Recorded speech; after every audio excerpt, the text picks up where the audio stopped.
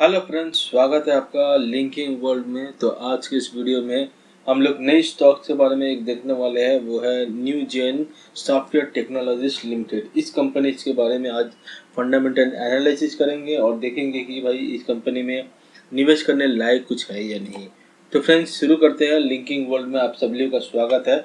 अगर चैनल में पहली बार आया तो लाइक शेयर सब्सक्राइब जरूर करना। साथों साथ सब्सक्राइब करने के बाद आपको नोटिफिकेशन बेल का आइकॉन दिखता है, वो जरूर क्लिक करना। तो चलिए वीडियो को शुरू करते हैं। तो फ्रेंड्स, आज देखेंगे Newgen software technologies limited के बारे में। वन डे में काफ़ी शार्प गिरावट देखने को मिल रही है और ये कॉन्स्टेंटली एक ही प्राइस पर यहाँ पे टिकती हुई नजर आई, दैट इज 1269। तो फ्रेंड्स, जो प्राइस गिरा है वो है 1340 रुपीज के साथ यहाँ पे बाजार खोलते ही गिरने को देखने को मिला है। क्या है इसका वजह, वो हम लोग Q4 का रिजल्ट देख के पता चल सकता है। 5 डेज में अगर हम बात करेंगे तो फ्रेंड्स, 5 दिन पहले ये जो आज जो शार्प गिरावट देखने को मिल रही है, तो 5 डेज पहले ये जबरदस्त छलांग भी मारी थी और इतनी ज़्यादा जबरदस्त छलांग मारी थी कि 10% यानी कि नियर बाई टू 11% का रिटर्न दिया है मात्र 5 डेज में, जो एफडी भी इतना ज़्यादा रिटर्न नहीं देता 5 दिन में भी। ठीक है, तो 1 मंथ में अगर बात करेंगे तो यहाँ पे 33% का यहाँ पे रिटर्न देखने को मिलती है। जबकि अगर इस कंपनी का 6 मंथ की बात करेंगे तो यहाँ 15% की तेजी देखने को मिला, यानी कि रिटर्न देखने को मिलती है। तो बात करते हैं कि भाई ये 15% तक भी बहुत अच्छा रिटर्न है। अगर शेयर मार्केट में आते हो तो कम से कम एक साल में 12% के ऊपर आपको रिटर्न मिल गया तो बहुत अच्छी बात मानी जाती है। लेकिन हमेशा कोशिश यही रहना चाहिए कि आप शेयर मार्केट में हैं, ये कभी ना भूलें। तो आपको ऐसा स्टॉक को चुनना ही है जो साल भर में एटलीस्ट मोर देन 25% रिटर्न जाना ही चाहिए। साल भर में ऐसा स्टॉक को आपको सिलेक्शन करना बहुत आना जरूरी है। ईयर टू डेट में काफ़ी ज़बरदस्त गिरावट है 25% का। एक साल के अंदर अगर हम रिटर्न देखेंगे तो यहाँ पे 33.81% का है रिटर्न, ठीक ठाक है। जबकि लॉन्ग टर्म 5 ईयर्स में अगर हम देखते हैं तो 1567% का यहाँ पे रिटर्न देखने को मिलती है। 5 डेज की बात करें, सॉरी मैक्सिमम की अगर बात करें तो 985% का यहाँ पे रिटर्न देखने को मिलती है। ओवरऑल बात करेंगे फ्रेंड्स यहाँ पर तो ये चार्ट पैटर्न ठीक है, काफ़ी अच्छी दर्शाती है। लेकिन 2025 में ही इसने जो वॉलेटाइल दिखाई है वो काफ़ी नीचे हद तक ये प्राइस गई है। यानी कि ये जो प्राइस आपको यहाँ पे मैं क्लिक करके रखा, ये 1600 के आसपास गया था। तो यहाँ से अगर ये कंपनी का शेयर वापस पिकअप ले रही है तो ये अच्छा सिंबल है। तो आने वाले समय में देखते हैं इसका रिटर्न कैसा ये दे सकता है। बात करते हैं इसकी फंडामेंटल एनालिसिस की, तो ये कंपनी थोड़ा सा मिड कैप के आसपास में आएगा। 17,816 करोड़ का है। करंट प्राइस है 1,266, लो 1,799 का, जो ज़्यादा भी आगे नहीं गया लेकिन एवरेज मेंटेन करते हुए इसी बीच में वो रेजिस्टेंस फेस कर रही है। That price is 1799। सबसे लोएस्ट जो गया था वो है 740।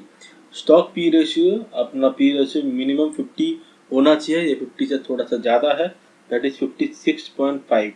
और बिलो अगर 25 रहता तो काफ़ी बेहतर माना जाता। जरूरी नहीं है, क्योंकि पी रेशियो बिलो रहेगा तो कमज़ोर स्टॉक्स का भी दर्शाती है। इसकी ओरिजिनल बुक वैल्यू है 107 रुपये। 107 रुपये में आप देख सकते हैं कि भाई ये बहुत आगे निकल चुकी है इसका प्राइस। डिविडेंड यील्ड बहुत ही कम है, तो भी कंपैरिजन में 0.32। डिविडेंड यील्ड 1% अगर देता है तो काफ़ी अच्छा लाजवाब माना जाता है। रिटर्न ऑन कैपिटल एम्प्लॉयड 28.6 है, रिटर्न ऑन इक्विटी 23% है। इसका मतलब ये दोनों काफ़ी ज़बरदस्त है, ये एटलीस्ट 15% का ऊपर ही होना चाहिए।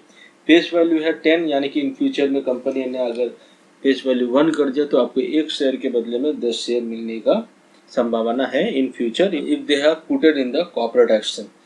फ्रेंड्स, बात करते हैं कि Newgen software technology is a global software company and is engage in the business of software product development, including designing and delivering end to end software solution covering the entire spectrum of software services from the workflow automation to document management to imaging. तो आप समझ सकते हो ये खास करके software में भी है, डॉक्यूमेंटेशन के अंदर वो सारे काम करते हैं। ये सारे इनके रेवेन्यू जनरेट का प्रोसेस यहाँ पे आप देख सकते हैं अबाउट सेक्शन में। यहाँ पे आप देख सकते हैं गवर्नमेंट के लिए कितना काम करता है, इंश्योरेंस, हेल्थ केयर। और इंडिया से 32% है, तो यूएसए से 21% है, यूरोप से 35%, अपेक नेशन से 12% के। तो बात करते हैं फ्रेंड्स आज इसकी जो प्रॉस है, कंपनी ऑलमोस्ट डेट फ्री, बहुत अच्छा सिंबल है ये कि डेट फ्री है। कंपनी ने deliver good profit growth 34% CAGR 5 years में, अच्छी बात है। हेल्दी डिविडेंड पे आउट बता रही है 21.4%, जबकि डिविडेंड पे आउट में अगर 1% डिविडेंड यील्ड है तो ही काफ़ी अच्छा माना जाता है। Stock is trading at 11.8 time, तो काफ़ी हद तक आगे निकल चुकी है। प्रमोटर्स होल्डिंग है डिक्रीज ओवर लास्ट क्वार्टर 0.52, तो यानी प्रमोटर होल्डिंग डिक्रीज होता है तो कुछ सवाल उठ जाता है कि भाई क्यों डिक्रीज हुआ है। दूसरी बात है कि working capital days have increase 111 days to 200, तो वो भी कंपनीज को ध्यान में रखना पड़ेगा। बात करते हैं कि इसकी जो क्वार्टरली रिजल्ट की, तो इस क्वार्टरली रिजल्ट में अगर हम देखते हैं तो सबसे ज़्यादा ऑपरेटिंग प्रॉफिट इस क्वार्टर में यानी कि 137 करोड़ निकाल कर आई है, नॉट बैड। अगर हम इसकी जो नेट प्रॉफिट में अगर ध्यान दें तो सबसे ज़्यादा नेट प्रॉफिट भी यानी 105 इससे पहले मार्च 24 में देखने को मिली, इस बार 108 देखने को मिल रहा है, तो काफ़ी अच्छी बात है, ये काफ़ी अच्छा प्रदर्शन किया है नेट प्रॉफिट में भी। तो क्वार्टरली बेस में अच्छा ही रिजल्ट है।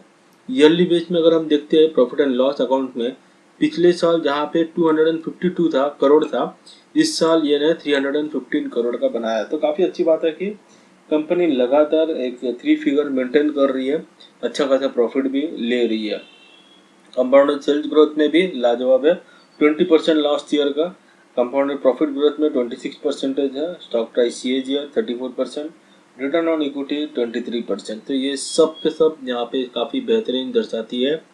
बैलेंस शीट में अगर हम देखें तो कंपनी ने सचमुच अपना बोरिंग को काफ़ी कम रखा, 53 करोड़ के आसपास, जबकि रिजर्व कंपनी के पास बहुत बड़ी पड़ी हुई है, that is 1376, that is good symbol.